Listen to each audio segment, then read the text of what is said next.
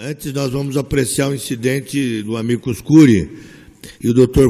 Wallace Paiva Martins Júnior também vai se manifestar, não é isso? Então eu apregoo, é uma direta de inconstitucionalidade.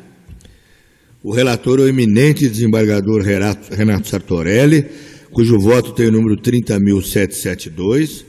O autor da ação é o prefeito do município de São Bernardo do Campo. Requerido, presidente da Assembleia Legislativa do Estado de São Paulo. E interessados as entidades que eu acabei de mencionar. Eu dou a palavra ao eminente relator. Senhor presidente, boa tarde a todos os presentes. Senhor presidente, a primeira questão diz respeito à intervenção do Amicus Curiae. Eu não apreciei essa questão em caráter liminar, em caráter pessoal, em caráter monocrático. E mandei ao plenário essa questão para que fosse examinada no órgão especial a intervenção ou não dos Amicus Curiae. Aqui pleitearam o ingresso a Confederação Nacional das Carreiras Típicas do Estado, o Sindicato dos Trabalhadores da Unicamp, o Sindicato dos Agentes Fiscais de Renda do Estado, a Associação dos Agentes Fiscais de Renda do Estado e a Federação Brasileira de Associações de Fiscais de Tributos Estaduais, essa FEBRAFIT, essa última já, quando eu havia encaminhado o processo à mesa para julgamento. Bom, eu tenho um voto muito longo, praticamente são 50 laudas, eu vou procurar, dentro do possível, sintetizá-lo, para não cansar todos, até porque eu já enviei cópia a todos os colegas que integram essa corte. Bom, a questão do Amicus Curiae, como todos nós sabemos, é propiciar pluralização e enriquecimento do debate, cuja intervenção se justifica na necessidade de abrir um diálogo jurídico à sociedade, em razão da existência de questões que ultrapassem os interesses meramente das partes.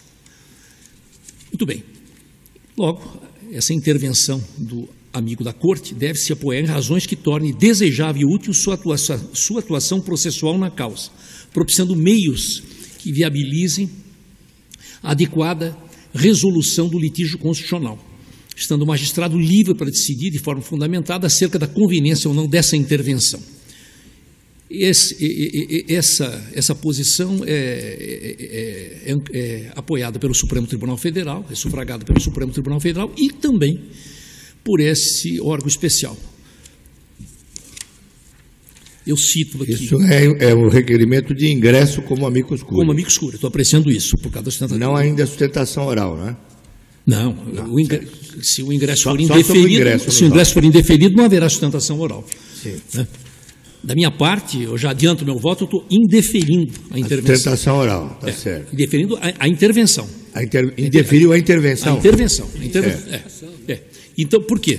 Porque, pela simples leitura dos pedidos, deflui-se que os postulantes combatem a ação direta como se partes fossem, comportamento que desqualifica a sua atuação em contribuir para o aprimoramento do julgamento, buscando tão somente defender a solução da lite em favor daqueles que são beneficiados pela norma impugnada, sem trazer elementos técnicos relevantes em completa desarmonia com a finalidade do Instituto.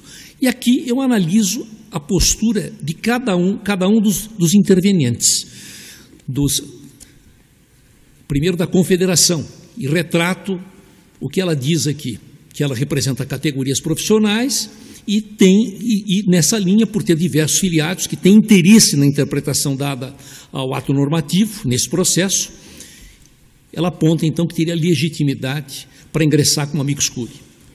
O sindicato, da mesma forma, desenvolve o mesmo raciocínio, enquanto entidade representativa de uma coletividade composta por milhares de servidores, muitos, inclusive, recebendo acima do teto constitucional, tem interesse direto e imediato na resolução dessa ação direta. O sindicato dos agentes fiscais, da mesma forma, se comporta da mesma maneira.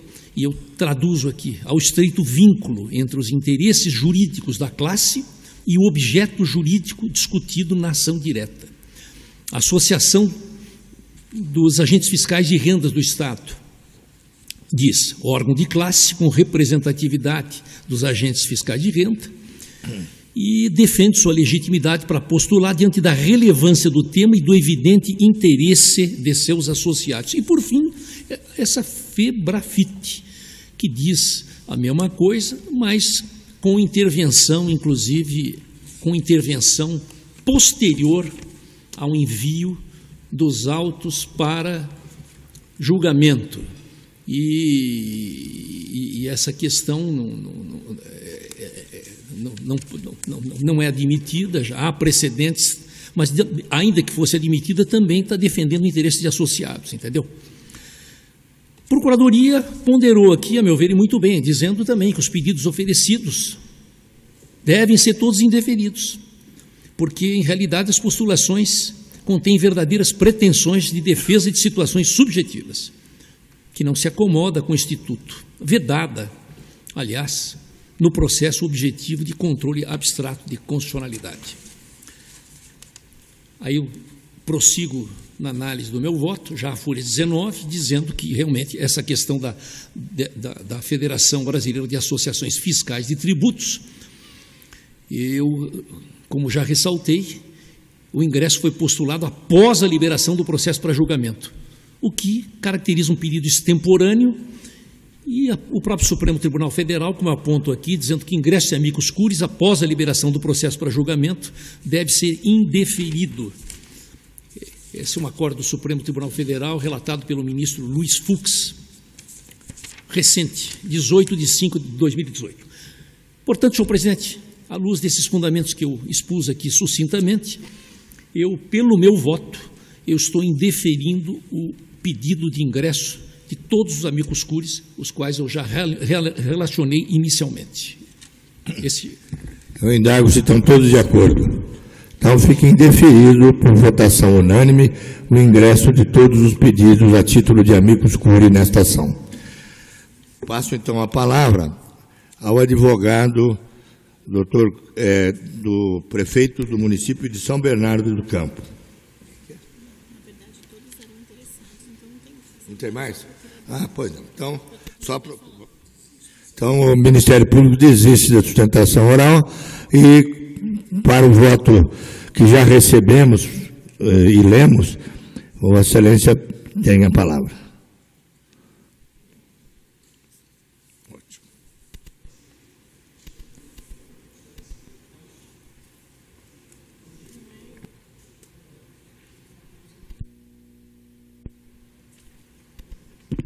Voltou. Quando houve o deferimento parcial da liminar, eu observei por essa ocasião que o artigo 90 da Constituição Estadual, inciso 2, restringe o manejo da ação direta pelo qual cai no âmbito do seu interesse. E eu transcrevo o artigo 90 e digo aqui apenas que cuida-se, pois, de agente político que detém a chamada legitimação ativa especial, condicionada à demonstração de interesse jurídico para questionar a norma tida como inconstitucional, critério que, além de expresso pela própria Carta Paulista, foi construído pela jurisprudência do Pretório Excelso. Transcrevo aqui a posição do ministro Barroso e digo que a repercussão da norma questionada sobre a esfera jurídica do município de São Bernardo justifica, indiscutivelmente, o interesse de agir e a consequente legitimidade ativa do requerente. Por outro lado, embora o requisito da pertinência temática tenha exame perfunctório lastreado a suspensão da eficácia apenas da expressão e seus municípios, quando de a liminar, incerta no inciso 2 do artigo 115 da Constituição Estadual, com a nova redação da emenda número 46, de junho de 18, eu reputo, de rigor, o conhecimento da ação direta para além dos interesses do município de São Bernardo, tendo em conta a existência de vícios de inconstitucionalidade material e formal idênticos para todos os destinatários, capazes de macular a norma como um todo, conforme adiante se verá. E aqui eu me baseio, trago à colação um precedente do Supremo, que o ministro Dias Toffoli diz: a exigência da pertinência temática não impede o amplo conhecimento da ação, com a declaração de inconstitucionalidade da norma para além do âmbito dos indivíduos representados pela entidade requerente, quando o vício de inconstitucionalidade for idêntico para todos os seus destinatários. Pois não, senhor presidente. No mérito, então, passando a questão, eu estou, pelo meu voto, julgando procedente a ação, transcrevo aqui o teor do texto impugnado, da emenda constitucional, e traço algumas observações a respeito da capacidade de auto-organização do Estado-membro.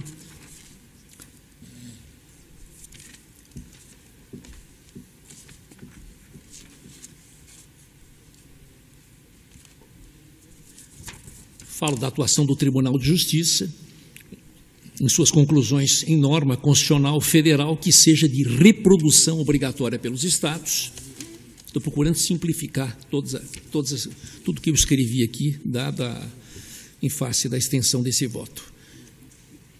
E digo aqui que, com relação à remuneração do funcionário público, o artigo 37, inciso 11 da Constituição Federal, contempla um teto geral para os servidores da União que corresponde ao subsídio dos ministros do Supremo, além de estabelecer tetos remuneratórios específicos. E aqui, então, eu descrevo isso.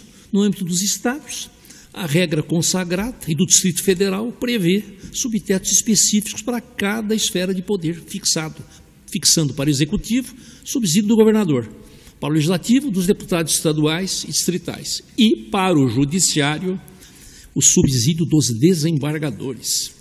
No mesmo patamar aplicava aos membros do Ministério Público, procuradores e defensores públicos, que diz aqui. E aí eu transcrevo o artigo 37, inciso 11, na sua inteireza. Com o advento da emenda 47, esse me parece um ponto importante, o Constituinte Constituinte Federal, facultou os Estados, ao Distrito Federal e não aos municípios a adoção de um subteto único para os 3 poderes, correspondente ao subsídio dos desembargadores do respectivo Tribunal de Justiça, com exceção dos deputados estaduais e distritais e dos vereadores, nos termos do que preconiza o parágrafo 12º do artigo 37 da Carta da República, que está aqui transcrito, como limite único o subsídio mensal dos desembargadores do respectivo Tribunal de Justiça. E essa regra foi expressamente incorporada pelo ordenamento constitucional paulista por meio do artigo 115, parágrafo 8º, que estatui, para os fins do disposto no inciso 12 desse artigo, e no inciso 11 do artigo 37 da Constituição Federal, poderá ser fixado no âmbito do Estado, eu grifei, mediante emenda à presente Constituição, como limite único, o subsídio mensal dos desembargadores do Tribunal de Justiça, limitado a 90,25% do subsídio mensal dos ministros do Supremo Tribunal Federal, não se aplicando o disposto nesse parágrafo aos subsídios dos deputados estaduais. E aqui, nessa mesma linha, eu não vou ler, eu trago aqui a posição doutrinária do José dos Santos Carvalho Filho, o eminente José Carvalho dos Santos Filho, que, falando sobre a emenda, destaca essa posição que eu acabei de... Logo, digo eu, infere-se claramente das alterações promovidas pela emenda constitucional número 41 de 2003 e 47 de 2005, que a adoção do subteto único estadual ou distrital opera-se apenas, entre aspas, em seu âmbito e, aspas, mediante emenda às respectivas constituições e lei orgânica, fecho aspas, subsistindo para os servidores municipais o teto remuneratório específico previsto no inciso 11 do artigo 37 da Constituição Federal, correspondente ao subsídio do prefeito.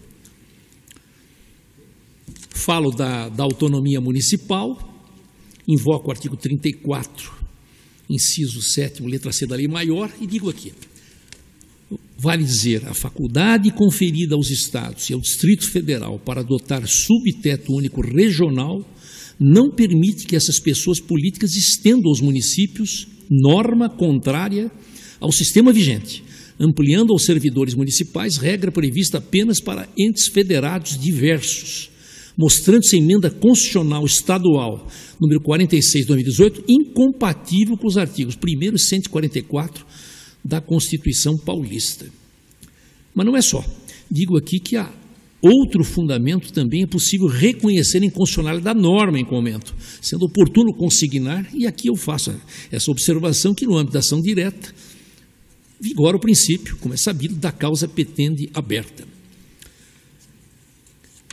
No entanto, considerando que a demanda foi proposta pelo prefeito do município de São Bernardo, essa regra deve ser conjugada com a exigência da pertinência temática, que constitui verdadeira projeção do interesse de agir no processo objetivo de constitucionalidade. E eu ressalto essa posição, que eu também acho importante, diante desse quadro, e, em outras palavras, o alcance do conhecimento dessa ação direta há de ficar adstrito ao vício de inconstitucionalidade que for idêntico para todos os seus destinatários. É o que disse o Supremo, que já disse atrás, numa ação direta relatada pelo ministro Antônio Dias Toffoli. Prejudicados, ipso facto, os argumentos invocados, a meu ver, pela douta Procuradoria-Geral de Justiça, concernente à impossibilidade de extensão do subteto único facultativo aos magistrados e membros do Ministério Público, da Advocacia Pública e da Defensoria Pública dos Estados e do Distrito Federal. Portanto, estabelecidas essas premissas, eu observo que os poderes executivo e legislativo são independentes e harmônicos entre si. E digo aqui que não pode ser objeto de deliberação proposta de emenda que tipifique e maltrata o princípio da separação dos poderes, erigido à categoria de cláusula pétrea nos termos do artigo 60, parágrafo 4º, inciso 3º da Constituição Federal. Sendo assim, é defeso a Assembleia Legislativa, sob pretexto de atuar no exercício do poder constituinte decorrente, e transgredir os postulados fundamentais que regem no plano da nossa organização política as relações institucionais entre os poderes. Esse é uma manifestação, um pronunciamento do Supremo Tribunal Federal, que eu só estou lendo a parte final aqui, e que diz o eminente ministro José Celso de Mello Filho. A impossibilidade jurídica, ele aponta, de parlamentares locais proporem, mediante iniciativa própria, normas constitucionais veiculadoras de tratamento normativo peculiar, por exemplo, ao regime jurídico de servidores públicos. E explicitando, né, essas hipóteses previstas nesses artigos 61 da Lei Maior e 24 da Carta Bandeirante não podem ser disciplinados por meio de emenda constitucional de iniciativa parlamentar, incumbido apenas ao governador regular o assunto, seja em projeto de lei de sua autoria, seja mediante proposta de emenda, no termo do artigo 22, inciso 2 da Constituição Estadual. A Constituição Paulista, nesse particular, em seu artigo 24, parágrafo 2º, item 4, reproduzindo o disposto no artigo 61, parágrafo 1º, a linha C da Lei Maior, é clara: atribuir ao chefe do Poder Executivo competência exclusiva para a iniciativa de leis que disponham sobre servidores públicos do Estado, seu regime jurídico, provimento de cargos, estabilidade e aposentadoria. É o que eu aponto também, vou me permitir não ler uma nova, uma orientação, um posicionamento também que eu cito do Supremo Tribunal Federal, nesse sentido, também da relatoria do ministro Celso de Mello. E digo aqui, como se vê, cabe ao chefe do Poder Executivo de cada ente político a disciplina relativa ao regime jurídico dos servidores públicos, competindo-lhe exclusivamente, segundo juízo de conveniência e oportunidade, encaminhar ao Poder Legislativo proposta de emenda constitucional tendente a adotar o subteto único facultativo previsto no artigo 37, parágrafo 12 da Constituição Federal, e 115, parágrafo 8º da Constituição Paulista, incidindo, portanto, a norma impugnada em vício de inconstitucionalidade formal, por desrespeitar a iniciativa privativa do governador. E eu quero... Esse entendimento se afina à jurisprudência do Supremo Tribunal Federal. Aqui é um acordo do ministro Lewandowski, que diz aqui com toda clareza que, à luz do princípio da simetria, a jurisprudência da Suprema Corte é pacífica ao afirmar que, no tocante ao regime jurídico dos servidores militares estaduais, a iniciativa de lei é reservada ao chefe do Poder Executivo local, por força do artigo 61, parágrafo 1º, inciso 2, letra F da Constituição Federal. E aqui, na mesma linha, eu aponto outros precedentes do Supremo Tribunal Federal, que não vou ler, já encaminhei meu voto a todos, do ministro Teori Zavascki também, e digo eu, a pretensão de aplicação do subsídio de desembargador do Tribunal de Justiça ao teto remuneratório municipal contraria o princípio constitucional da prerrogativa exclusiva do prefeito legislar sobre a remuneração dos funcionários públicos municipais. Reproduzo excerto da manifestação do digno Subprocurador-Geral de Justiça, na mesma linha do voto que proferi, e digo, praticamente já finalizando, que não vislumbro, data vênia, a viabilidade de reconhecer eventual violação ao artigo 170, inciso 2 da Carta Paulista, porque supostamente a majoração do teto excederia créditos orçamentários com despesas de pessoal, e tampouco aferir a incompatibilidade da norma hostilizada com o artigo 169, do mesmo diploma, que diz lá, em observância do princípio da responsabilidade dos gastos públicos com o pessoal, na medida em que o exame das questões suscitadas, dessas questões, demandaria análise da condição individual e subjetiva de cada destinatário da norma, o que não se admite no controle abstrato de constitucionalidade. Então, como consequência, senhor presidente, na hipótese vertente, tenho para mim que a emenda constitucional estadual número 46, ela traduziu transgressão ao princípio da separação dos poderes, implicando ofensa aos artigos 1º, 5º, 22, inciso 2, 24, parágrafo 2º, item 4 e 144, todos da Constituição Bandeirante, além do que houve inegável maltrato, que eu faço referência a artigos da Constituição da República, o que conduz, a meu ver, ao decreto de procedência dessa ação direta. Eu estou declarando, então, a inconstitucionalidade da emenda Constitucional Estadual número 46, de 8 de junho de 2018, senhor presidente, com efeito ex tunc, determinando seja oportunamente comunicada à Assembleia Legislativa nos termos da Lei 9.868. Esse, então, é o meu voto, senhor presidente, e peço desculpas pelo tempo que eu utilizei. É um voto longo, muito bem fundamentado. Eu ainda que estão todos de acordo. O voto foi nos encaminhado, todos lemos e todos estão de pleno acordo com o excelente voto de Vossa Excelência. Muito obrigado, senhor presidente. Meia xícara e 3 gotinhas. Foi não, Tabereta. Senhor presidente, senhores desembargadores, apenas para reconhecer o brilho dos fundamentos do voto do eminente desembargador Renato Sartorelli, que fez uma construção jurídica perfeita, tanto passando pela pertinência temática, que foi muito sutilmente trazida e com muita categoria jurídica, né? Então, eu queria cumprimentar a Vossa Excelência pelo brilho do voto. Muito obrigado pelas suas palavras, desembargador. Muito obrigado, Tabereta. Então, fica esse o resultado, ação procedente por votação unânime.